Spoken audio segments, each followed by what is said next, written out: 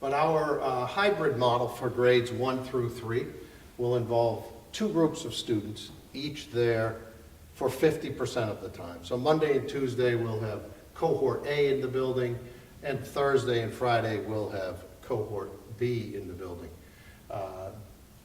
On Wednesday, teachers will do some remote instruction, and the school will get a deep cleaning to keep us all healthy and safe. Every day for both remote and in-person students, the day will begin at 8:30 with a morning meeting.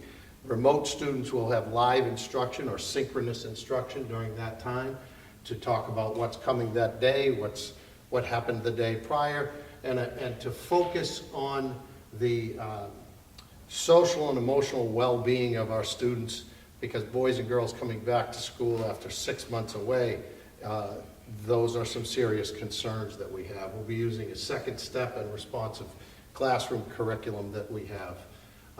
The students that are in school, each day will spend the majority of that day in one classroom.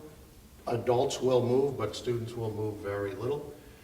The students, the parents, and the staff, and the administration, we all expect significant modifications in routines as we implement the health and safety standards that DESE has provided to us.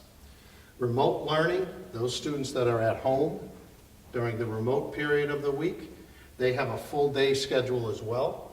That full day schedule will involve synchronous learning, where there's a live feed with the teacher in the classroom, asynchronous learning, where students will find activities, and then independent activities that students can do on their own time.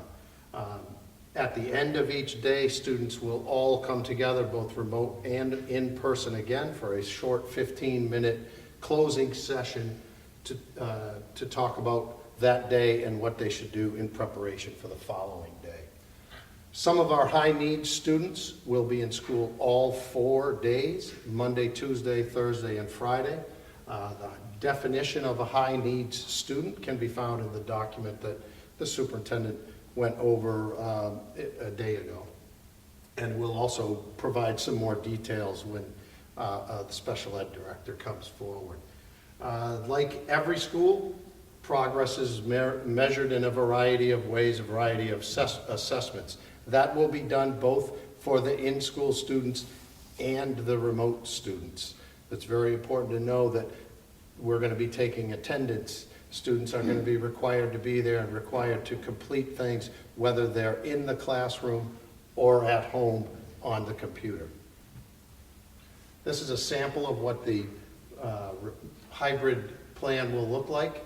The first column are the students that are in class, and you can see that the remote students follow along pretty closely. They start with the morning, end with the closing. Those are both synchronous live teacher times for those remote students. The English, language arts, and math will provide part of the class as synchronous, perhaps when new materials are introduced and things of that nature. And then they'll also have asynchronous and independent activities to complete as well. You can see that we've worked in what I've called movement breaks. We understand that little ones need to get up and run around the house and chase the dog and dance a little bit to get that out in order to focus on the next lesson. So we provide that both for the in-school kids and the kids that are at home. This is our Wednesday. It's a shortened day. It's a half a day. A lot of synchronous instruction will be involved in that half day on Wednesdays. The afternoon will be a time for teachers to plan and get ready for the following days, the following week, and to make any necessary individual parent contacts. Although we don't want this to happen, it's very important that we prepare and be ready to provide remote instruction in a comprehensive way. So we have put into place a remote learning model as well, where students and families and teachers will all connect 5 days a week. This would again include a morning meeting and an end of the day meeting where the teacher is live on screen talking to all of her students. The morning meeting again will focus on social emotional learning and well-being through the Step 2 and responsive classroom curriculum. I can't state strongly enough how important this will be for our young children as they try to transition back into school after such a long time at home. Teachers will have the ability through Google Meet to meet with their entire classroom. For instance, the morning meeting will be the entire classroom, but then as they give assignments, they may need to electronically break out small groups or individual students and work with them as well. Again, daily attendance will be recorded, and everything that the students do will be graded and assessed. And here is just kind of shows you what I've discussed as we go forward.